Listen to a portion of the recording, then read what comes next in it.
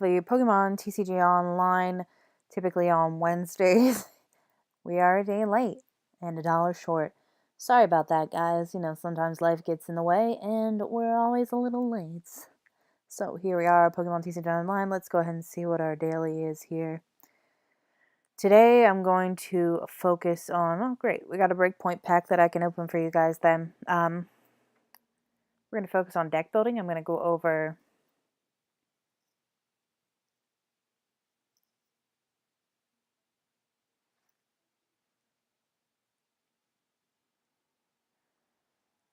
what the staples are.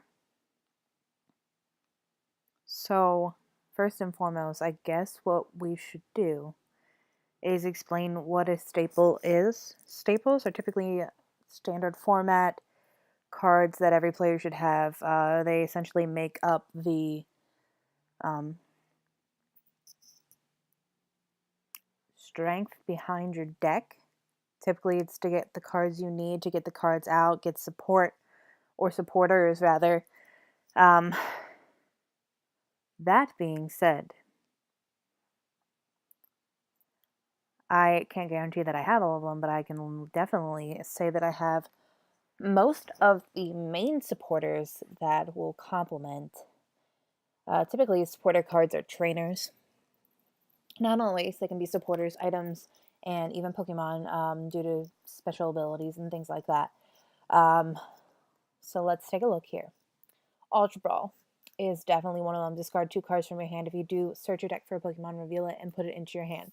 If you have a particular Pokemon that you focus on for your deck, this is a great card to pull out. It's not a card that's necessary in every deck because you do have to discard 2 cards, and heaven forbid, they might be the cards that you really need, but you also really need this Pokemon out. It's kind of like a, you gotta weigh it out sort of deal. Trainer's Mail is another one. Look at the top 4 cards of your deck. You may reveal a trainer card you find there, except for Trainer's Mail. Put it into your deck.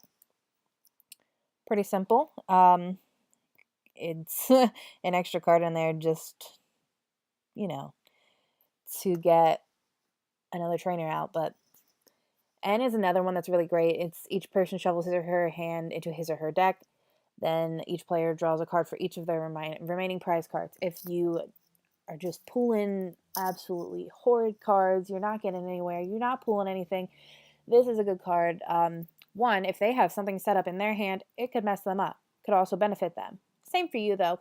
If you have something in your hand and you're kind of like, I want to really use that on my next turn, but I'm really looking for this instead, N's definitely where it's at. I mean, it's going to help you pull something. Professor Sycamore is a good one because you can pull 7 cards. Only bad part is you have to discard your hand. So if you have 1 card, you have to discard it. If you have 7 cards, you have to discard it. If you have 10 cards, discard it. So obviously, if you have 10 cards or something, you're more than likely not going to use this card, but it can be good if you are looking to pull a significant amount of cards because you're looking for that one particular card that's going to win you that match. Now, obviously, I'm not going to sit here and label every single card that is a staple. I'm going to label the ones that I feel are great components to decks, great components to the game, really helpful in most decks, meta or not. This one, Guzma, switch one of your opponent's bench Pokemon with the active Pokemon. If you do, you switch your active Pokemon with one of your bench Pokemon. This is one that I constantly use. If their Pokemon's just taking out everything, it's good to throw them on the bench because sometimes they aren't able to retreat that Pokemon that you switched with. And then you can be saved. You can have a comeback. Ace Roll is another one that's really good. Put one of your Pokemon that has any damage counters on it and all of its cards attached to it into your hand. In particular for me, I like to use this for my Golisopod deck. Golisopod Garbodor. Goalie. Here he is. Specifically because it has first impression. Now, that being said, if you put it back in your deck, you have to get the stage 1 out there again, and then you have to evolve it to Golisopod. But it's all right because you can do it. And then you don't have a Pokemon that's more than likely going to die. Basically, first impression is if this Pokemon was on the bench and became your active Pokemon, then it does an additional 90 damage. So it can do 120 damage. That's why I like to use that for that particular card. You guys knew it was coming.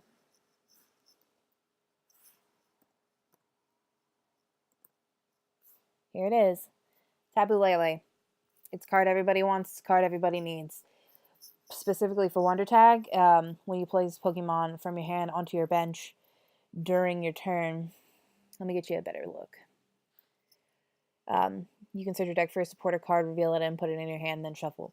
The other thing that can be beneficial is Energy Drive, because it does 20 damage times the amount of energy attached to both active Pokemon. It isn't affected by weakness or resistance for that move.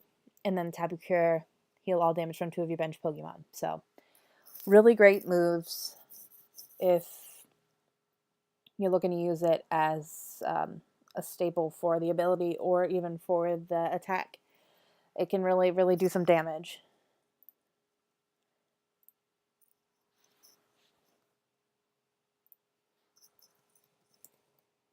Now this card, I don't know, I don't think I have the right one. Shaman EX though. With setup, not synthesis. I could pull it up the image, but I will just let you guys know. When you play this Pokemon from your hand onto your bench, you may draw cards until you have 6 cards in your hand. So that's what that is going to do. And then Sky Return this Pokemon, all cards attached to it, to your hand, and it does 30 damage. I don't have Shaman EX, the proper one. I have this one. I have not used Shaman in any of my decks. But it's definitely a staple. It's definitely a good card. Other ones, obviously, potions if you feel like you're going to need them. Professor's Letter. Switch, which I do have those. Switch is going to be, there you go. Not Counter Catcher, not Energy Switch, just Switch. Bum, bum, ba-dum, bum, bum. Oh, anyway, here you go. There's quite a handful of different arts. Switch your active Pokemon with one of your bench Pokemon. Obviously, this is beneficial for numerous reasons. Your Pokemon's dying. Your Pokemon's not set up, or your opponent used a Guzma on you and switched your Pokemon with one that's not set up. There's a multitude of different things. Floatstone is another one, and the last one I'm going to go over for today's video. Pokemon this card is attached to has no retreat cost. That's an item card. You can play as many item cards as you would like in a turn. You can attach this to your Pokemon and you can retreat it.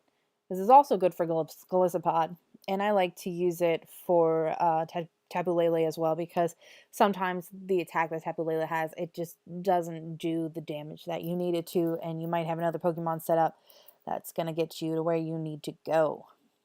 I know there are a ton more stable cards, but those are the ones that I typically use, that I go by, that I have, except for Shaman, that are really going to help you thrive in the game. They're going to help you defeat people. They're going to help you, climb the versus ladder. Here we're going to open this Breakpoint pack that the game gave us and see what it gives us.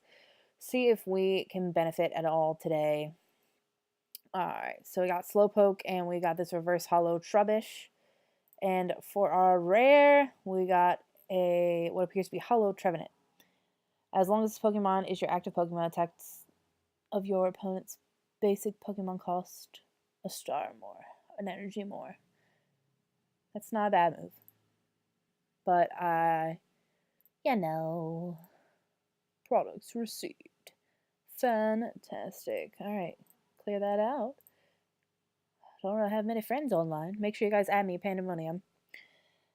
Quick, short, sweet video, guys. Next week, I hope to do either a online deck build for you.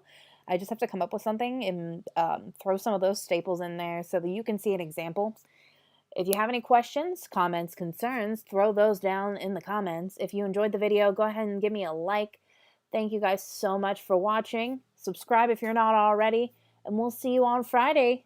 with our Beware box opening. Love you guys. Have a great day.